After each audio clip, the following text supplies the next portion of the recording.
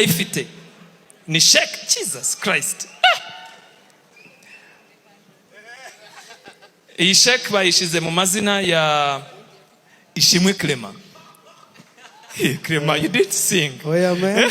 Oh yeah. Clement, ngo ngwino hano. You come. Ladies and gentlemen,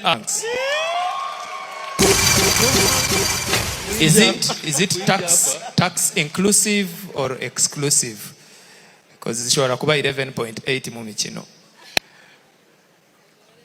Okay.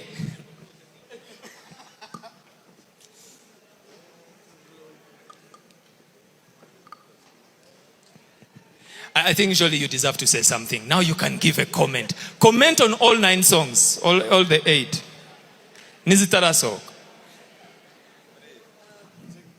Mwiriwe abanyakibero bose bari hano, inshuti za Kina Music, abafana n'abavandimwe mwese muri aho. Nishimiye kuba ndi hano uyu munsi.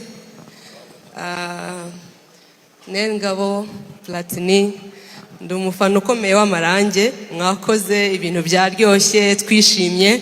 Congratulations. Nari umufana w'indatwa kera.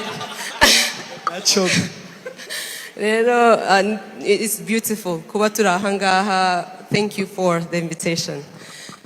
Impamvu mamagaye uno mupapa hano niwe wanumiye. Sorry Nengabo na Platini ntago banekereje. Ngira ngo ata yabivuzeho aho nuruki wacu hari ahirya mu nka. Iyo umuvandimwe agize igikorwa cyiza cyangwa success runaka mu buzima, ubu namuhinga. Jewe rero kuko ndi umu.com ntago ndagira ifamu. That is the smallest contribution I could give. Ngira ngo abatabizi, uyu munsi Clement arizihiza imyaka 20 amaze as a producer. So aba bantu ni inshuti zanjye, ni umuryango. So kugira gake nshoboye natanga, it's such an honor. Thank you so much. Bless you.